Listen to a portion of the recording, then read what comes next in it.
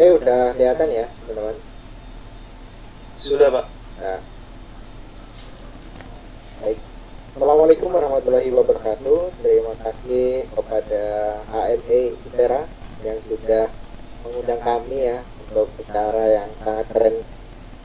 Jadi acara kayak gini itu memang lagi banyak di kondisi pandemi seperti tadi yang dijelaskan pihak moderator untuk meluruskan niat ya. Meluruskan niat gak nyari sertifikat aja itu memang benar, karena nanti setelah pandemi selesai kalian bakalan punya folder sertifikat banyak banget gitu. Oke. Jadi pastikan teman-teman meluruskan niat dulu lah gitu. Dan tadi materinya sudah sangat luar biasa dari dari Pak Ono dan juga dari di luar sana. Pak Ono ini memang expert di bidang IT, jadi pakar IT yang luar biasa. Jadi materinya wah, apalagi tadi live demo keren banget. Terus dari di luar sana juga emang praktisi yang bikin produk kayak gitu.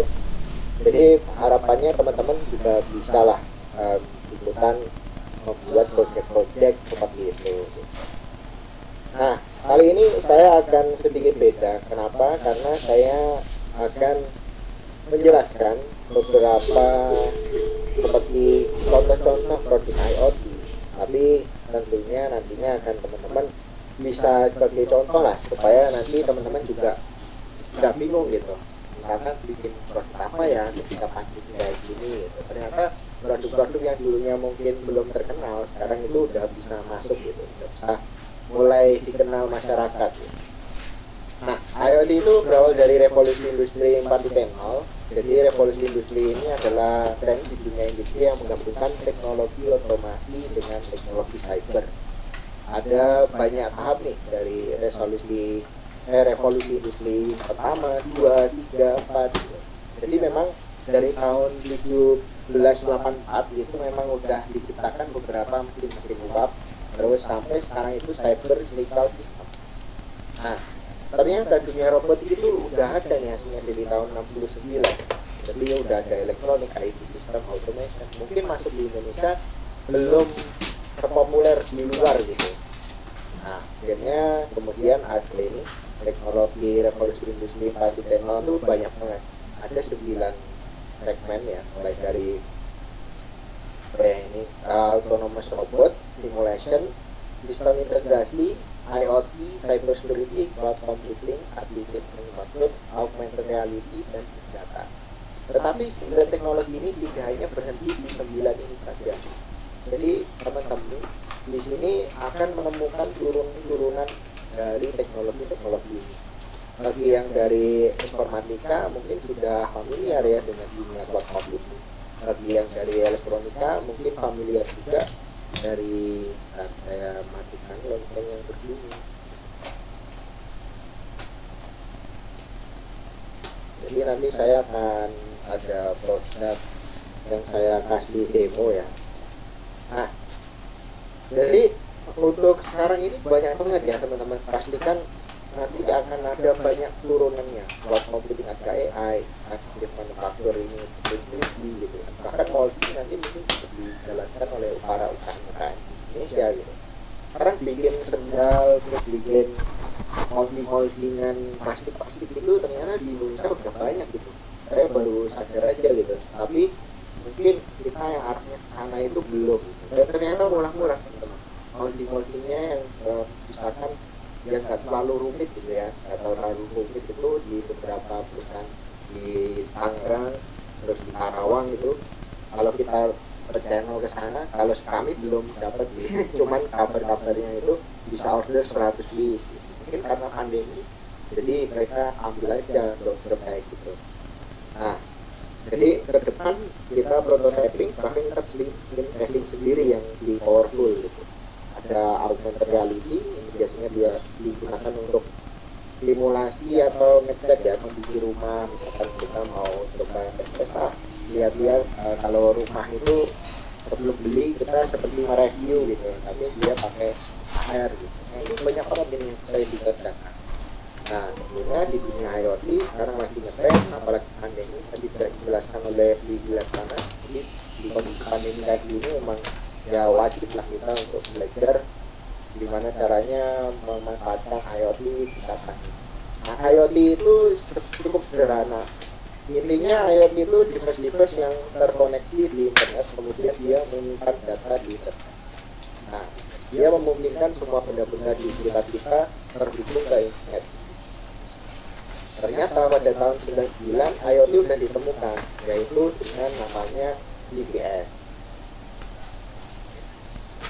Nah, GPS inilah yang menjadi salah satu hal yang lumrah ya sekarang banyak terjadi. Tadi dijelaskan oleh Pak Ono, kita bisa tracking kita pernah kemana aja, kita pernah kemana, terus kondisi misalkan macet dan sebagainya. Wah, keren banget.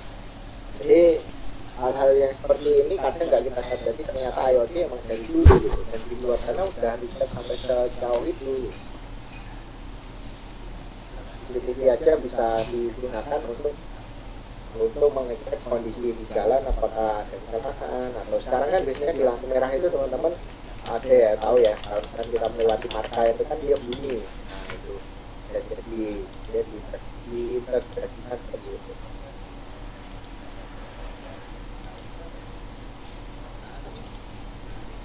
Nah jadi di sini dijelaskan juga Indonesia sudah menerapkan IoT, tapi mungkin belum kita sadari secara masif ya. Jadi di sini juga ada di beberapa titik kota-kota besar. Nah mungkin seperti di Jakarta itu kan saya melihat ada beberapa lokasi yang sudah dilengkapi dengan sistem monitoring kondisi udara atau polusi gitu. Jadi kita bisa ngecek apakah tempat tersebut masih layak gitu atau harus ditambah pohon. Nah sekarang kita akan bahas nih beberapa proyek tentang IoT. Nah sini saya akan menjelaskan secara big picture. Ini ada beberapa contoh. Ini adalah robot wisuda. Jadi robot wisuda ini dibikin pertama kali di Jepang, di salah satu kampus itu menggunakan robot wisuda. Jadi yang sebelah sini ini, sebelah kiri itu dia dilengkapi dengan iPad, terus kita bisa seolah-olah kita lagi wisuda gitu loh sama rektor kita gitu, kita wisuda sama rektor kita. Nah yang di sebelah kanan ini buatan anak Indonesia, buatan Udip ya. Jadi nama perusahaan yang bikin namanya si Robo, itu teman saya juga, Mas Rofi. Dia bikin robot seperti yang ada di Jepang menggunakan bahan-bahan ya dari lokal lah. Ya ini seperti bisa kita lihat nih di bawah itu menggunakan akrilik ya kan. Terus dikasih roda macam-macam. Kasih ini yang nyala itu mungkin sensor ya, terus sensor mungkin untuk membaca garis lah, terus ditambah rotari untuk menentukan dia lokasinya di mana gitu. Jadi titiknya XY-nya itu dia bisa jelas gitu. Jadi oh posisi robotnya ada di sini gitu, dia pakai rotari. Kemudian di sini ya, dia pakai zoom terus diambilkan di tabletnya. Jadi rektornya nanti ketika mau wisuda seolah-olah bersama gitu dengan mahasiswanya ya, gitu. Jadi idenya kayak gini sih, ini sederhana ya, ini simple. Kita hanya cuman bikin sistem rotarinya, penggeraknya ini kemana gitu kan, terus kemudian kita pasang tablet, udah beres gitu. Jadi idenya sederhana, cuman kadang kita itu gak kepikiran gitu. Kemudian ini produk dari kami ya, waktu new normal pertama kali banyak sih yang mengeluhkan dengan ini, si masnya itu harus ngecek suhu satu-satu gitu. Nah ini mungkin salah satu problem bagi teman-teman mungkin yang memiliki produk-produk kayak gini, menjadi salah satu peluang ya. Ini kami membuat produk untuk deteksi suhu secara otomatis, secara mandiri. Ini tidak ada internetnya untuk sementara, jadi murni dia dipasang di depan itu, kemudian dipasangi door lock. Jadi door locknya itu untuk ya security lah, kalau misalkan suhunya melebihi 37,5 dia nggak bisa masuk gitu. Nah ini contohnya, kalau suhunya tinggi dia nggak bisa masuk. Simple sih, simple, alat ini cukup simple, dan kami menggunakan komponen-komponen yang cukup murah gitu loh. Kenapa kok kami menggunakan komponen cukup murah? Ya biar biaya produksinya terjangkau gitu. Oke, ini saya share nih. Jadi di sini untuk komponen sensor suhunya yang dijelaskan tadi itu tidak menggunakan sensor yang kayak gini. Ini kan sensornya si Arduino. Nah kalau misalkan kita minat sensor Arduino harganya lumayan gitu, untuk yang agak bagus gitu lumayan lah 350, nanti 700. Terus akhirnya kami cari pakai kayak gini termometer karet dan yang harganya 70 ribuan. Kami ambil datanya dari mana? Ini dari RGB nya, warna hijau, warna kuning, warna merah. Jadi kalau misalnya warna hijau dia nyalain solenoid lock gitu, kalau warna merah solenoidnya masih terkunci, udah gitu sesimpel gitu. Terus kita kasih MP3 player pakai DF player, dan di sini sudah bisa menghemat ya teman-teman. Menghematnya berapa? Ini udah ada LCD-nya, jadi kita nggak perlu beli LCD. Tahu sendiri kan, LCD itu harganya 20 ribuan lah. Jadi kalau misalkan ini tambah misalkan 300 ribu ya, tambah 20 ribu, 320 ribu, terus dikalahkan sama 70 ribu. Jadi ini memang ide kami, wah ya udah kami bikin produknya murah-murah aja lah, pakai kayak gini gitu ya, bisa laku, bisa dipakai di banyak tempat gitu ya. Akhirnya ya jadi nih, ini saya kasih lihat untuk produknya, untuk detailnya. Jadi di sini udah ada nih teman-teman. Unbit dulu. Oke, jadi di sini udah ada produknya, mungkin kelihatan ya teman-teman. Ini produk yang dipakai yang sampel di video. Cuman untuk yang dijual kami pakai kemasannya akrilik, ya pakai akrilik. Jadi akriliknya itu yang dipakai itu kayak gini. Ini masih sampel, bukan sampel gini ya, memang casingnya. Nah ini akriliknya simple banget ya. Jadi bentuknya kayak gini. Terus kenapa kalau kita nggak pakai kayak gini? Ternyata ini saya menemukan kotak ini agak susah sih ternyata, jadi stoknya nggak banyak, jadinya saya pakainya akrilik aja kayak gini. Nah kemudian ini tadi sensor yang dipakai, dan ini LCD nya, terus ini sensor yang dipakai, terus yang di sini itu pakai sensor pin. Jadi sensor pin ini on off aja, kalau misalkan ada yang mendekat dia baru nyalain si sensornya, terus dibaca datanya. Nah kalau teman-teman tahu ya, sadari ya, di termogan yang ada ini kan udah ada pencetannya, pencetan. Nah, pencetannya ini kita tinggal ganti tombol elektrik aja pakai relay. Kalau saya sih pakai transistor ya, jadi tinggal kita ganti aja pakai. Terus ini dilengkapi dengan sensor jarak kayak gini. Sensor jarak ini bisa dipakai untuk mendeteksi apakah jarak orangnya sudah dekat atau enggak gitu. Kalau misalkan belum dekat dia nggak akan membaca suhunya. Nah dan ini gampang banget ya teman-teman. Aduh buka ya. Jadi intinya di sini ada suhunya, ini tertera suhunya. Nah terus ada speakernya kayak gini. Suhu normal, silahkan masuk, bla bla bla bla. Jadi ini kalau ada gerakan kayak gitu. Nah ini saya tadi udah bongkar juga. Nah ini isinya ya teman-teman, simple banget isinya. Kita pakai Arduino Nano teman-teman, Arduino Nano. Terus di sebelah kiri itu, di sebelah kiri dia pakai Arduino, enggak Arduino. Kita di sebelah kiri ini, yang ini itu sebelah kanan teman-teman ya mungkin ya. Sebelah kanan teman-teman ini dia menggunakan termogannya tadi, dan ini ada sensornya. Nah simple kayak gini ya, simple. Jadi yang awalnya mungkin kita berpikiran semua itu harus menggunakan modul elektronik Arduino gitu, tapi nyatanya enggak. Kita bisa pakai modul-modul yang sudah ada, bahkan kita bisa pakai sensor yang sudah ada. Nah, jadi dari sini saya juga kepikiran sih untuk ngoprek produknya Barbie ya kan. Produknya Barbie saya kepikiran untuk ngoprek, terus biar lebih aman, terus nanti kita bikin aplikasi atau bikin sistemnya gitu kan. Jadi elektroniknya punya Barbie aja gitu, tapi nanti mungkin untuk ekspor apa ya, misalkan kebutuhan tambahan lah, tentang mesin produksi dan sebagainya, kita pakai aja produk Barbie, terus kita oprek sistemnya, kita coding ulang gitu kan, di dalamnya ESP8266 juga gitu. Oke, kita lanjutkan. Saya share screen lagi. Jadi di produk ini tadi itu mungkin teman-teman bisa terapkan di rumah atau mungkin di kampus ya, silahkan dibuat.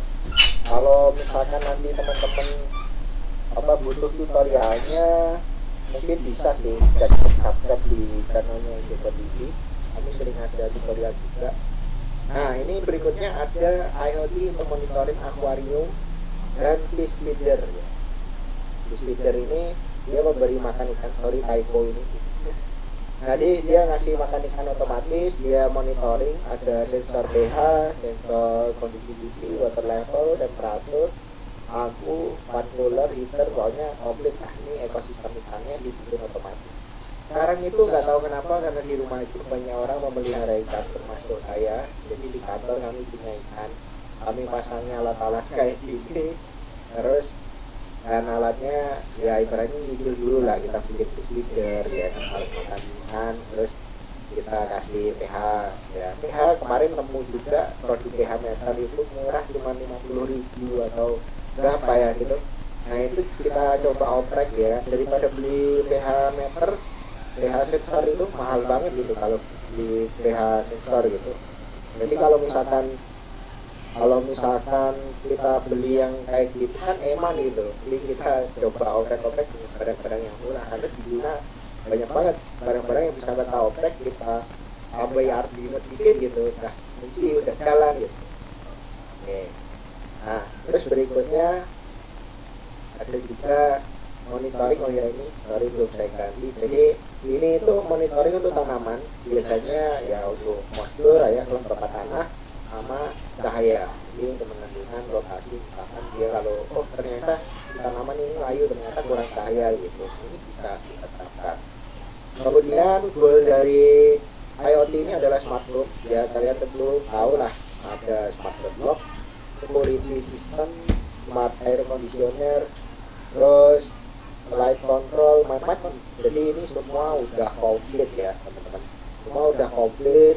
Jadi teman-teman kalau misalkan pengen bikin smart home, saran saya nyicil dulu, misalkan dari pintu depan atau misalkan dari kamar mandi dulu ya, misalkan bikin lampu otomatis, atau misalkan dari mana, dari kamar sendiri atau mana gitu. Nah nanti akan melebar sampai rumahnya berlipat. Dan ini rencana saya pengen bikin kayak gini, nanti kalau tidak ada rezeki bisa bikin rumah.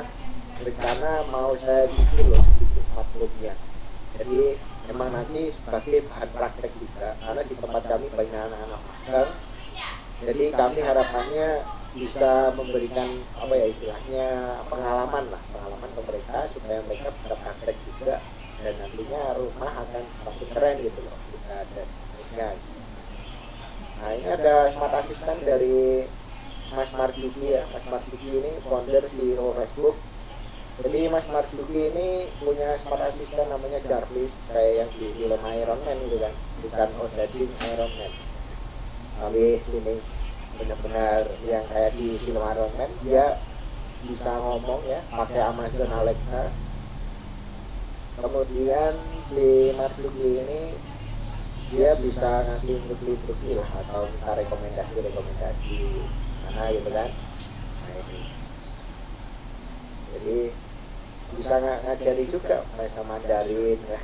Pokoknya bagus lah ini smart asistennya. Nah rencana sih saya belum ke arah smart asisten, yang penting bisa otomatis dulu di rumah ya. Jadi rencananya besok kalau ada rezeki untuk bikin rumah, rencananya mulai dicicil lah, bikin kayak gini.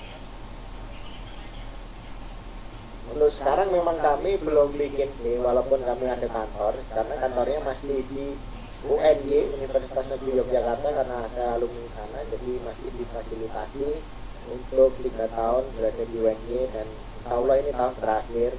Jadi tahun depan itu kita harus pindah, dan di sini nggak kami pasangi karena nanti harus bongkar lagi, repot juga ya.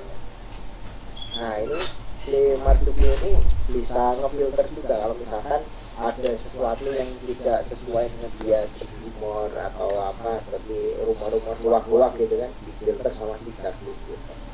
Dan ini ada IoT arsitektur, jadi ada storing data, processing data, terus ada machine learning sama sensor. Nah IoT di sini kita tentunya bikin sensor ini dulu nih. Sensornya kita bikin dulu, misalkan untuk TV ya, TV, terus TV, kulkas, mobil, doorknob, dan macam lah banyaknya gitu. Ini sensornya diupload, ini data dari sensor diupload ke storage data, ke cloud ya. Dari cloud ini nantinya akan diproses bisa jadi langsung diaktifkan ya. Seperti tadi yang dijelaskan sama Blibiar sana, datanya itu disimpan di cloud, kemudian langsung ditransfer. Misalkan ini mobil mau chattingan ya, mau chattingan sama kulkas ya, si mobil ini mau chattingan sama kulkas karena kita sedang di perjalanan. Kulkas, buah di dalam kulkas, buah jeruk di dalam kulkas ada berapa gitu, dia tanya chattingan. Ngasih kulkas, dia ngasih data nih, terus habis itu dikasih lagi ke mobil, ini loh ada 4 jeruknya, terus di mobil tinggal 4, berarti beli lagi gitu. Nah, misalkan kayak gitu. Terus yang lebih canggih gimana? Di mesin learning. Jadi datanya setelah diproses, diolah, dipelajari. Jadi dia itu mempelajari data, terus kemudian dia memberikan feedback dan hasilnya diimprove gitu. Bahkan rekomendasi gitu. Bahkan kulkas ini ngisi data nih, sini dia baca gitu. Nah, setiap hari Selasa jeruknya itu habis. Nah, di mesin learning dia tahu, misalnya ngasih ke mobil, kamu kan lagi di perjalanan, tolong beli jeruk sekalian dong, di kulkas habis gitu. Jadi si mobil ini nggak perlu tanya lagi ke kulkas, tapi di kulkas ini udah diproses datanya, mesin learningnya ini yang ngasih tahu di mobil, ngasih tahu beli jeruk lagi dong gitu, karena setiap hari Selasa jeruknya habis gitu. Nah itu simpelnya kayak gitu. Jadi di sini itu merupakan sebuah gambaran ya, gambaran yang mungkin ini menjadi salah satu basic untuk kita berpikir membuat proyek-proyek IoT gitu. Jadi kita mau arahnya mana nih gitu. Ya udah, kita lihat gambar ini beres gitu, karena ini cukup kompleks dan sudah menjawab dengan pertanyaan-pertanyaan teman. Mungkin tadi ada yang tanya bagaimana sih cara monitoring kayak gitu gitu. Kita lihat aja alur gambarnya ini. Oh, berarti saya harus bikin sensor dulu nih. Oke, saya bikin sensor. Habis itu saya bikin storing data. Oke, kayak FTP atau Blink atau apa macam-macam lah bebas. Nah, pastikan data-data yang disimpan tadi ada API-nya supaya bisa prosesnya ini didapatkan ya, atau get di sensor ini dia baca nih, get di API ini, terus datanya sesuai, nah dia baru memproses atau dikumpulkan dulu di mesin learning. Kalau nggak salah itu untuk paket pelajar AWS itu sama web service masih bisa sih untuk belajar mesin learning di sana. Kalau nggak di Google Cloud ya ada sih. Saya cuman belum pernah yang gitu. Kalau yang di AWS itu nanti teman-teman bisa nyobain mesin learning, kasih aja mereka data, kemudian nanti ada beberapa pemrograman supaya nanti datanya itu bisa dijadikan rekomendasi atau summary, kesimpulan, conclusion gitu lah. Jadi dia bisa menyimpulkan, oh ini data yang kita tangkap ya. Ya simpelnya kayak gitulah pokoknya. Nah, kenapa sih kita harus belajar IoT? Ternyata menurut majalah Joblos ya, dari McKinsey Global Institute ya, tentang workforce transition atau automation ya, ini tahun 2040 ada 400 juta sampai 800 juta orang dari pekerjaan baru karena digantikan mesin gitu. Kemudian Bapak Bang PS Bojonegoro ini beliau berpendapat ya, ketika memasuki revolusi industri 4.0 akan ada kehilangan 50 juta peluang kerja. Sekarang pandemi aja udah banyak kehilangan lapangan pekerjaan gitu. Nggak harus kita ngomongin tentang IoT dulu, pandemi aja kayak gini gitu loh. Apalagi besok ketika memang semua digantikan mesin. Seperti tadi yang dijelaskan, setelah pandemi bisa jadi efisiensi tetap dilakukan ya, supaya menjaga keuangan perusahaan atau meningkatkan profit gitu misalkan. Nah dari situ kan udah ya kan nanti dulunya arahnya ke mana, ada yang kehilangan pekerjaan, ada ini sampai 50 juta peluang kerja hilang gitu. Ini bisa jadi gitu. kalau misalkan kita nggak jago membuat sesuatu, kita mau jadi apa gitu loh. Nah, kalau saya melihatnya di luar sana itu luar biasa, dia membuat alat-alat otomatis dan dijual dan menjadi penghasilan gitu. Mungkin teman-teman besok bisa arahnya ke sana gitu, jadi nggak harus kerja di perusahaan multinasional melulu gitu loh. Jadi ya, cita-citanya bisa bikin proyek-proyek kayak gini gitu. Nah, ya itu menjadi salah satu alasan sih kenapa saya bergerak di bidang elektronika dan IoT. Selain saya lulusan elektronika, tapi saya sadar sih ke depan bakalan seperti ini. Dan kalau kita nggak punya bekal untuk bikin alat-alat otomatis atau alat-alatnya yang dibutuhkan masyarakat lah, nah kita juga akan tergerus sendiri gitu, akan bingung mau bisnis apa ya, bisnis keripik udah banyak, ini udah banyak, kaitannya gede-gede, padahal bikin alat elektroniknya sederhana saja belum banyak gitu sih ya saingan, minimal bisa servis lah gitu, tapi servis sendiri kayak TV harganya lumayan. Jadi bisa subscribe channelnya di luar sana kalau mau lihat tentang servis-servis itu banyak kan. Keren. Ini ada film dari Green Hack ya. Film ini rilis di Netflix. Jadi teman-teman kalau mau nonton silahkan lihat di Netflix. Ini menceritakan tentang data itu diambil ya.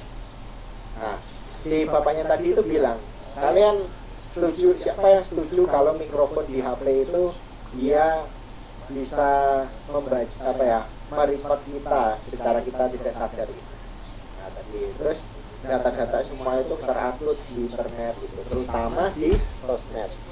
Ini salah satu dari agensi analitik ya, Cambridge Analytica, di sana menyebutkan mereka punya 5.000 data point setiap orang. Gila, 5.000 data point ya.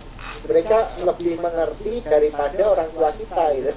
Bahkan mereka itu ibaratnya ngasih promo-promo kebutuhan apa gitu, mereka tahu gitu. Bahkan kita kadang kepikiran, saya ingin punya celana baru gitu. Nah, di Facebook atau Instagram langsung ngasih iklan, celana baru gitu. Nah ini oke juga nih sampai kayak gitu. Saya juga kurang paham sih untuk mereka ambil datanya dari mana gitu.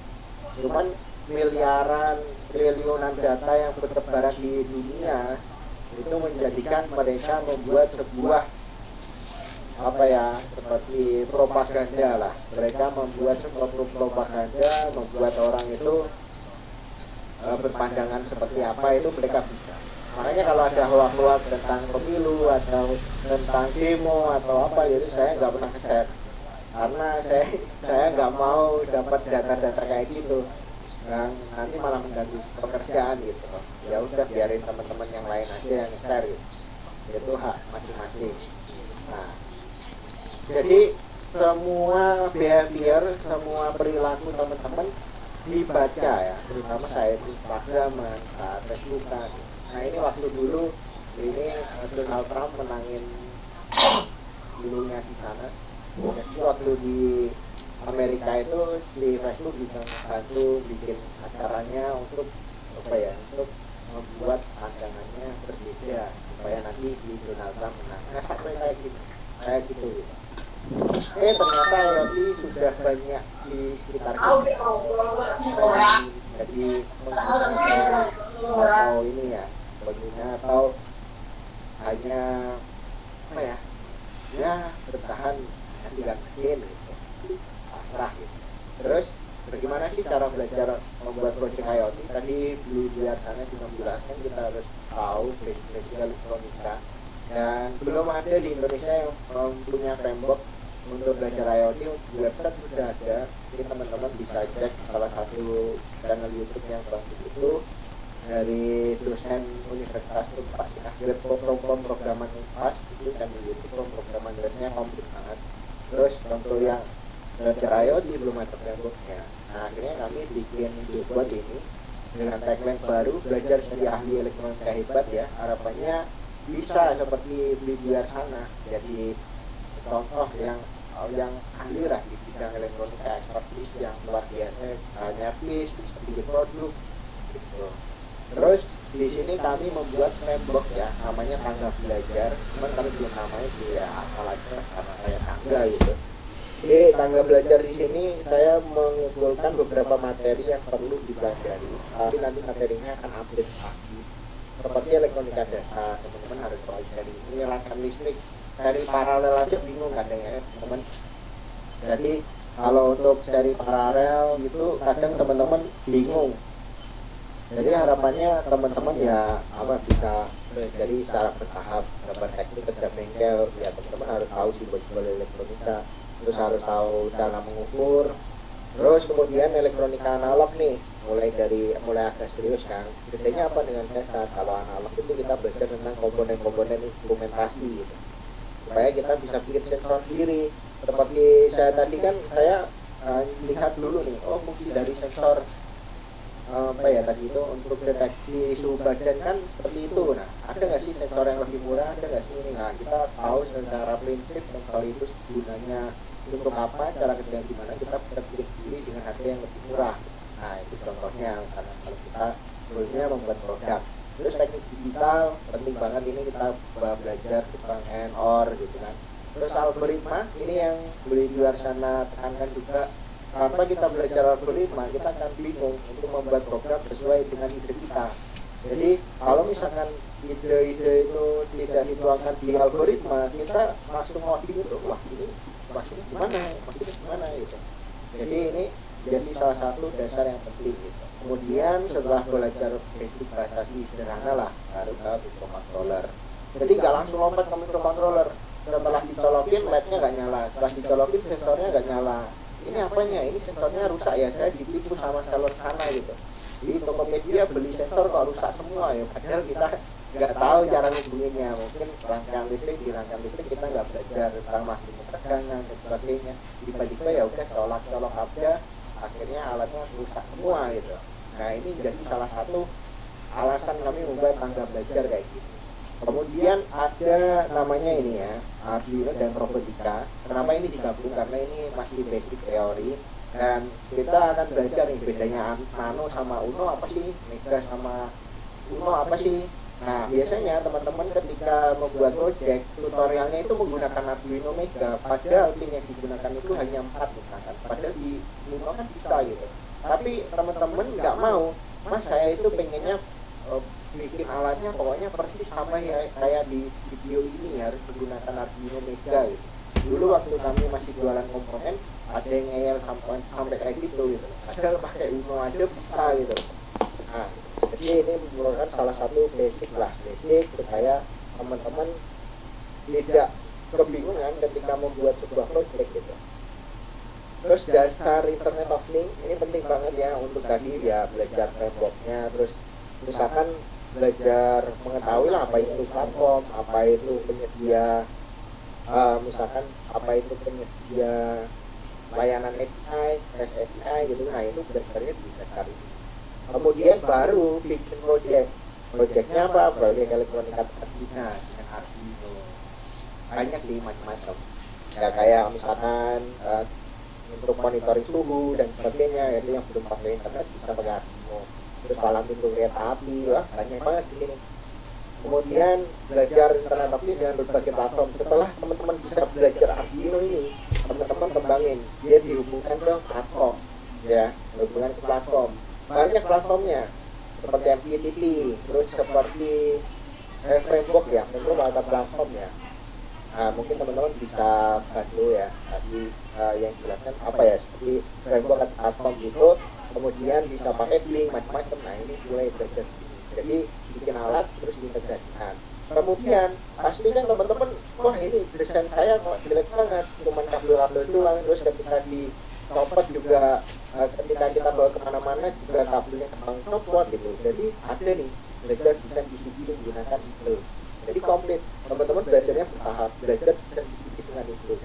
Dengan itu ini teman-teman bisa bikin alat yang siap jual seperti yang dibikin oleh di luar sana. Nah itu kan teman-teman bisa untuk bikin produk sendiri. Dengan belajar secara perlahan, teman-teman bakalan bisa menciptakan produk-produk sendiri. Lalu referensi ke kumpulan tutorial dan Internet of Things. Jadi banyak banget nanti ke depan kita bakalan update terus tutorialnya. Jadi pastikan teman-teman yang mau belajar di Indobot bisa cek linknya di indobot.co.id. Oke, nah indobot.co.id nggak hanya jualan ya teman-teman, kita ingin goalnya menjadi platform. Selain online course, kita juga bisa ada sosial impact-nya, yaitu meningkatkan magang ya, terutama dari university.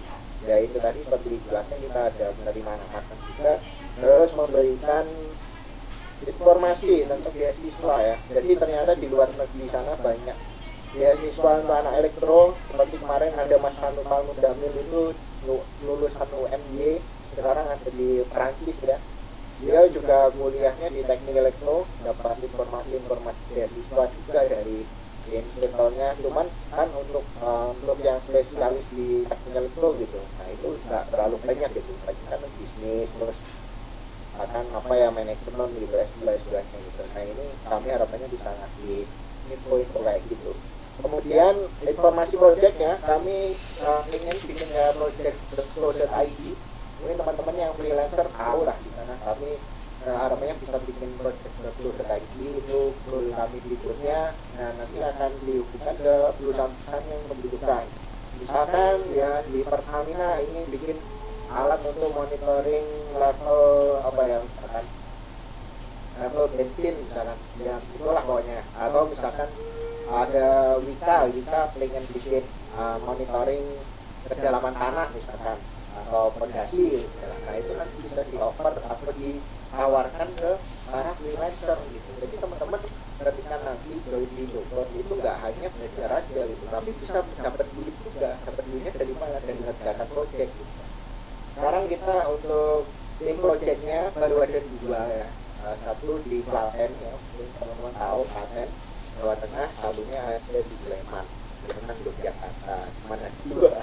Jadi mungkin karena project ini bisa banyak, nanti harapannya dengan terutama belajar dengan besar-besar bisa offer atau tawarkan ke teman-teman gitu. Kemudian terakhir ada magazine, yaitu majalah untuk alumni yang sudah sukses di Indobot. Nanti harapannya kami bisa menyalurkan ke investor ya, misalkan produknya yang dipublikasi atau mendapatkan pendanaan dari investor atau ventura lainnya gitu. Nah dengan jalan ini kita yakin kita dapat meningkatkan teknologi pendidikan di Indonesia dan di dunia. Kayak gitu sih. Nah ini untuk community mapnya, kami sebaran komunitasnya udah alhamdulillah hampir seluruh Indonesia, cuman masih berada di beberapa kota besar. Dan kita sudah ada 15.000 untuk premium user, terus 2.000-an untuk premium user. Nah kita pertumbuhannya hampir 1.000 lah per bulan, lebih dari 1.000. Harapannya teman-teman bisa join untuk bisa gabung juga di komunitas kami, supaya teman-teman nggak ketinggalan apa ya, info update berikutnya. Kalau ada webinar dan sebagainya, kami ada webinar juga nanti. Jadi kayak gitu.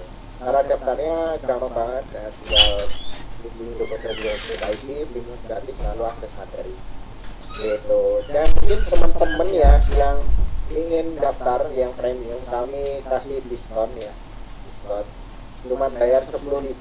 Biasanya yang premium itu kalau teman-teman lihat ya, ini kami harga normalnya itu 2.000 per hari. Jadi khusus buat yang sekarang itu liputan webinar ini, teman-teman bisa dapetin harga 10.000. Ini kayak misalkan ya 90 hari itu 180.000, yang 6 hari itu 30.000, yang 30 hari itu 90.000. Di sini teman-teman cuma bisa dapetin harga 10.000. Ini linknya saya share ya. Jadi materinya banyak banget, nanti teman-teman bisa mulai dari sana. Saya share juga. Oke. Nah ini kalau misal mungkin panitia bisa dibantu kalau ada teman-teman yang ingin daftar di hari ini hanya 10. Nah terus belajarnya apa aja teman-teman? Belajarnya banyak banget. Ini di sini ada video dan dijelaskan juga cara belajarnya seperti apa. Kemudian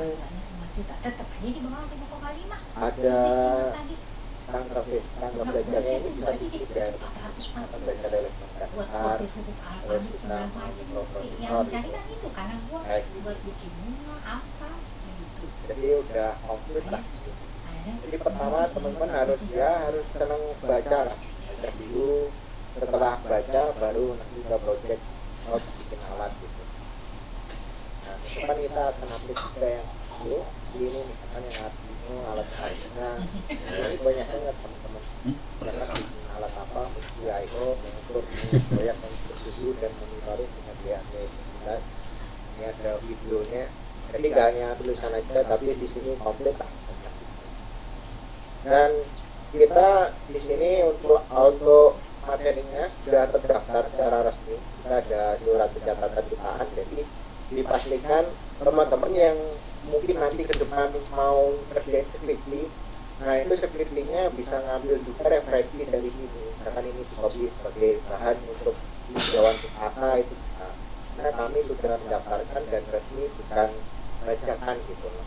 Jadi ini bukan copy paste asal dari internet, tapi kami sudah terapprove, sudah ada kayak gini juga, kita ini atas nama saya sendiri juga.